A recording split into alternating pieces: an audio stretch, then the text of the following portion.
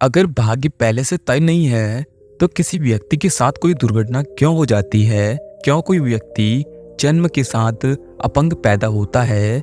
इस कहानी के द्वारा आप जानेंगे कि भाग्य क्या है, ये कैसे बनता है और क्या हम इसे बदल सकते हैं। एक बार की बात है, पहाड़ों के बीच बसे एक छोटे से गांव में कवि नाम का युवा भिक्षु रहता था। कवि अपने गहरे ज्ञान और दयालु स्वभाव के लिए जाना जाता था। दूर दूर से लोग उसके पास आते थे और उसका मार्गदर्शन प्राप्त करते थे। एक दिन अर्जुन नाम का एक परेशान युवक कवि के पास आया और बोला, मैं अपने जीवन के संघर्षों से परेशान हो चुका हूँ। एक समस्या खत्म नहीं होती कि दूसरी समस्या पैदा हो जाती है। भिक्षु कवि अर्जुन से कहते हैं, पहले तुम आराम से बैठ जाओ, फिर बताओ। अर्जुन कहता है, जीवन में आराम ही तो नहीं है मुनिवर, पता नहीं मेरे भाग्य में क्या लिखा है जो मुझे इतना दुख मिल रहा है। मैंने तो किसी का बुरा नहीं किया, फिर मेरे साथ ऐसा क्यों? भिक्षु कहते हैं, मैं तुम्हें एक छोटी सी कहानी सुनाता हूँ। एक समय की बात है, किसी राज्य में एक बहुत शक्तिशाली धनुर्विद्वान व्यक्ति था। वो अपनी धनुर्विद्या के लिए जाना जाता था। उसका बड़ा मान सम्मान था। चाहे लक्ष्य कितना भी दूर हो या कठिन क्यों ना हो, वो आसानी से लक्ष्य को भेज सकता था। उसका कौशल अद्वितीय था, कोई भी उसकी बराबरी पर नहीं था। परंतु इतना सब होने के बाद भी उसका मन अशांत था। एक दिन वह धनुर्विद्या अपने ही राज्य के एक वृद्ध तपस्वी के पास गया और उसने उनसे पूछा कि मेरे भाग्य में ऐसा क्या लिखा है कि मुझे सुख मिलता ही नहीं, मेरे जीवन में दुख ही दुख है। उन तपस्वी ने मुस्कुराकर कहा, मैं तुम्हारी समस्या का समाधान अभी कर देता हूँ। तपस्वी ने जमीन पर एक लक्ष्य बनाया और उस तीरंदाज से कहा कि तुम आकाश में तीर चलाओ और तीर वापस मुड़कर इस लक्ष्य पर लगना चाहिए। तीरंदाज ने ऐसा करा। तीर कमान से आकाश में ऊपर जाता चला गया। बहुत ऊपर जाने के बाद तीर मुड़ा और वापस गिरने लगा। तीर जब जमीन पर गिरा तो लक्ष्य से कुछ दूर गिरा। उन तपस्वी ने उस व्यक्ति से पूछा, यह तीर लक्ष्य से दूर क्यों गिरा? क्या तुम मुझे बता सकते हो? तीरंदाज ने कहा, हवाओं के कारण। उन तपस्वी ने पूछा, क्या हवाओं ने ऐसा जानबूझकर करा? क्या हवाओं का उद्देश्य तीर की दिशा बदलना था? तब उस व्यक्ति ने कहा, नहीं, यह तो अपने आप हुआ। यदि मेरे भीतर और कौशल होता, मैं इन हवाओं को चीरते हुए लक्ष्य पर तीर को गिरा सकता था। उन तपस्वी ने कहा, ठीक इसी तरह तुम्हारे जीवन में अभी जो भी घट रहा है वो इसलिए नहीं घट रहा है कि किसी ने तुम्हारा भाग्य लिख रखा है, बल्कि इसलिए घट रहा है कि तुम्हारे भीतर अब वो कौशल नहीं है कि तुम वो हवा को हटा सको जो तुम हटवाना चाहते हो। बाहरी परिस्थितियों के कारण तुम्हारा जीवन प्रभावित होता है, यह एक सत्य है, पर तुम अपने कौशल के द्वारा उस प्रभाव को कम या खत्म कर सकते हो। किसी व्यक्ति को भाग्य की याद कब आती है? जब जीवन में दुख आता है।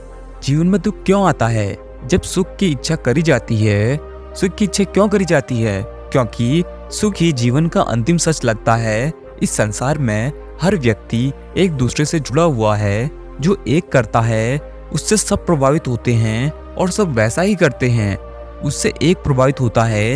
यदि कोई बच्चा अपंग पैदा होता है तो इसमें किसका दोष है? इसमें किसी का दोष नहीं है। जिस प्रकार तीर को लक्ष्य से भटकाने में किसी का दोष नहीं था, उसी प्रकार इसमें भी किसी का दोष नहीं है।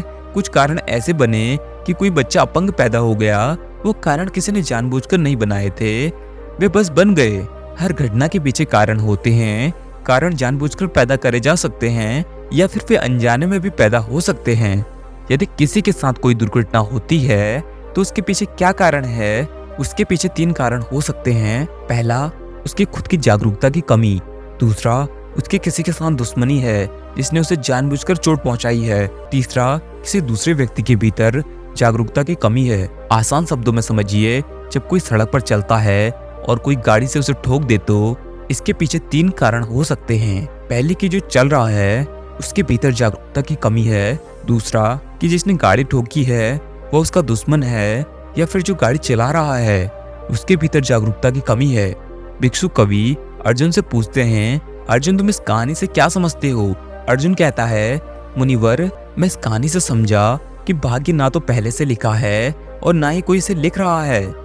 ये तो हर क्षण हमारे कर्मों के द्वारा ही लिखा जा रहा है।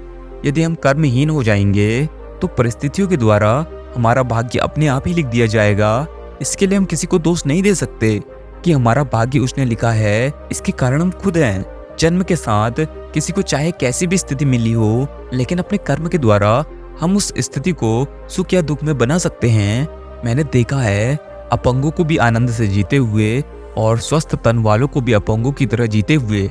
सारा खेल कर्म का है, कर्म ही सर्वोत्तम है। कर्म के द्वारा ही भाग्य को लिखा जा सकता है और कर्म के द्वारा ही भाग्य को बदला जा सकता है। भिक्षु कवि कहते हैं, तुम्हें समझ आ गया है। एक बात और याद रखो, भाग्य के बारे में बहुत सारी धारणाएं हैं और ये धारणाएं कौन कह रहा है? ये धारणाएं इंसान ही इंसान को दिए जा रहा है। कोई किसी भी धारणा पर विश्वास करता है और कोई किसी धारणा पर। मेरा तुमसे कहना है कि किसी की धारणा पर विश्वास करने से अच्छा है कि तुम स्वयं अनुभव करो। स्वयं अनुभव करने का सही तरीका है खुद से सही प्रश्न और आत्मचिंतन। आत्मचिंतन और खुद से सही प्रश्न का अर्थ है कि पूरी ईमानदारी के साथ किसी ऐसे उत्तर पर विश्वास न कर लेना जो तुम्हारे अनुभव की कसौटी पर खरा नहीं उतरता। किसी ने कहा कि तुम्हारे पुराने जन्मों के कर्मों के कारण अभी तुम दुख भोग रहे हो, उस पर विश्वास मत करो क्योंकि तुम्हारा यह अनुभव नहीं है। विश्वास किस बात पर करो कि तुम्हारे कर्म तुम्हारे दुख को समाप्त कर सकते हैं। इसे ऐसे समझो कि यदि कोई निर्धन है और निर्धनता के कारण उसके जीवन में दुख है, तो क्या वह धन कमाकर अपनी निर्धनता के दुख को समाप्त नहीं कर सकता? कर सकता है।